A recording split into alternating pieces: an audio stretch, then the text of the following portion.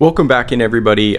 Just doing a very quick update here as I'm seeing some pretty interesting things take place. And as most of you know, I do believe that we go into the middle to the end of this month, October specifically, we're going to see some pretty heavy volatility, as that is a high risk period that I've earmarked on the calendar.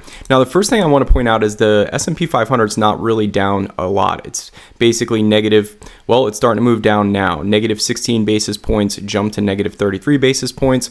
The Dow's down roughly a half a point now, and the NASDAQ is down roughly 24 basis points. Now, within all of that, I'm actually watching the market internals. I'm watching some of the price action of individual stocks that I personally like. And I will tell you right now, the volatility today is absolutely crazy.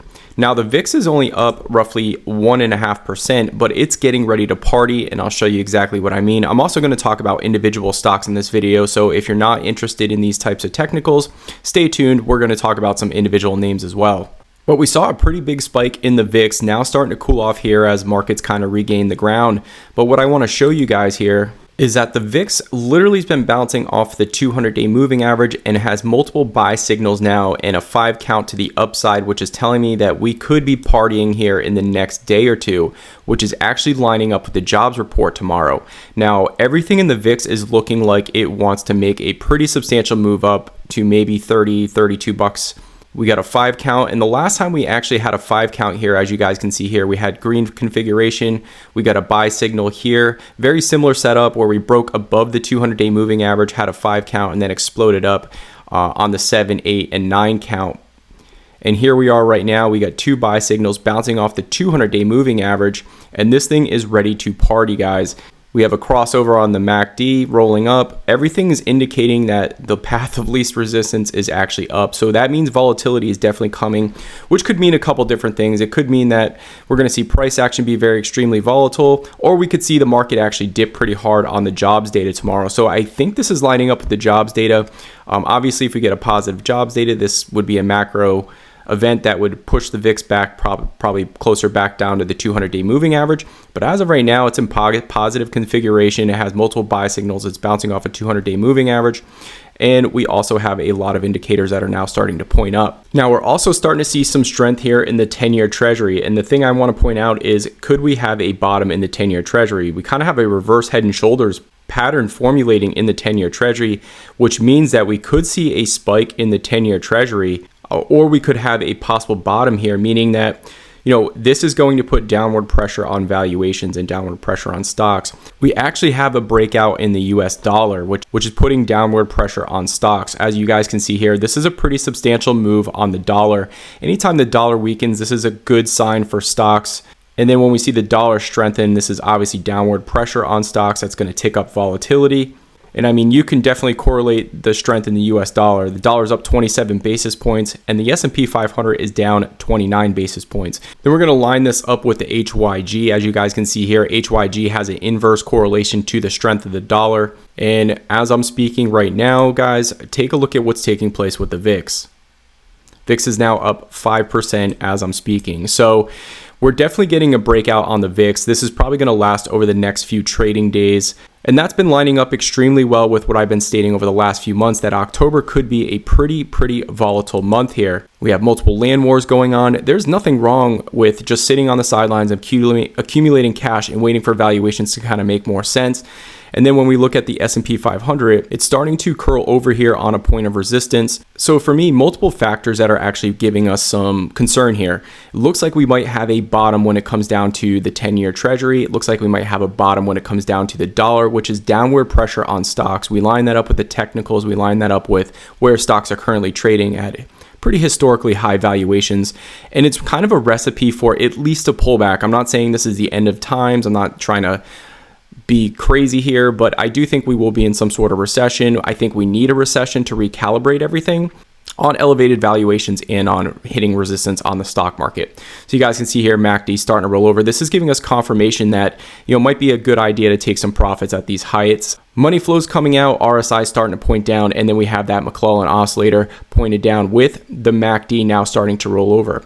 With the stochastic starting to roll over as well.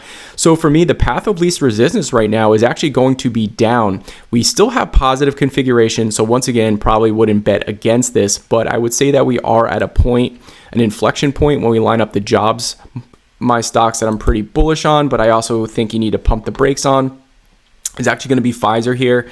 Now, when we look at Pfizer, kind of an ugly chart formulating here. We have a left shoulder, a head, and possibly a right shoulder formulating with some downward pressure that could be coming. We have the MACD rolling over. We have RSI pointed down, kind of getting to oversold conditions. Both the McClellan oscillator and the stochastics are pointing down. So, this is kind of looking a little bearish for Pfizer right now. We're basically looking to accumulate below 28 bucks a share, between $27.50 and $28 a share. A break below that, I think, could be a pretty significant opportunity to accumulate some more shares in Pfizer. A heck of a dividend yield on that. I think there's earnings growth potential going into 2027 to 2030. I think there'll be a front leader when it comes to oncology and cancer remedies. Definitely a little bit more speculation with this one, but it seems like earnings have troughed here. So I do think we could have an opportunity to see an outperformer at those levels.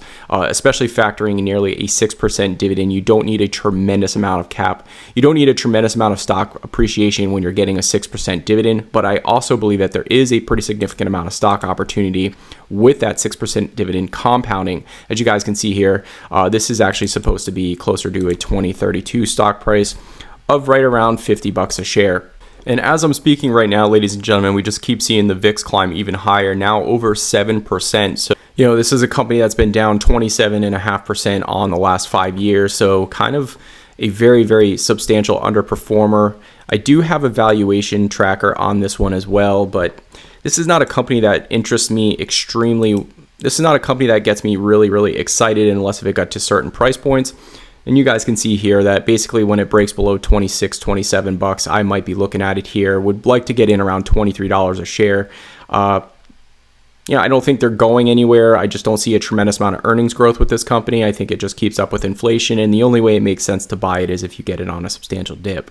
Now, I do think a lot of the consumer staples will start outperforming when we look 3-4 years out as inflation hopefully gets under control. Next up is Hershey's. This is forming looks to me like a double top here around 200 bucks a share. Forming a double top, has negative configuration, and definitely could sell off here and break around 180 bucks a share, where it probably finds some support. Call it 181 to roughly 178. 178 is the recent low, so if it takes out that, we could see it go a little bit lower here. And I do have a valuation tracker on this one as well. I personally would need this to fall pretty hard here, around 160 bucks a share. It definitely gets interesting. I could reach a little bit around 165, 170, and as we saw from the chart, 172 is the low. So that could be an area where we possibly start looking at nibbling at something like Hershey's. This is one that's dealt with extremely high cost when it comes down to raw goods. And once again, high packaging materials and high inflation has definitely hurt this one.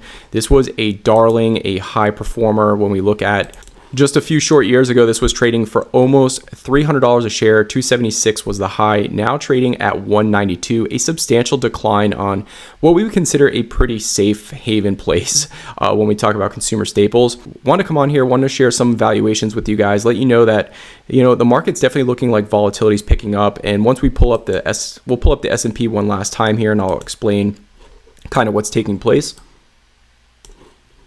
So as you guys can see here, we're still in green configuration, but we're heading into that high risk period down here that I've pointed out, which comes into the end of October. But as we're starting to see markets weaken, it'll come to the middle and end of October because we're already starting to see technical signs rolling over. So that's telling me that it's coming sooner than later.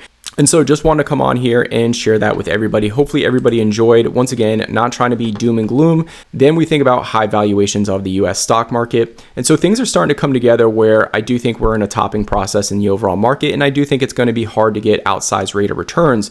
But that's why I'm trying to bring up some names that I think are pretty depressed and have some upside, some dividend yield and all that. So as always, guys, really appreciate your time. Thank you so much for joining us, and we will see you in the next one.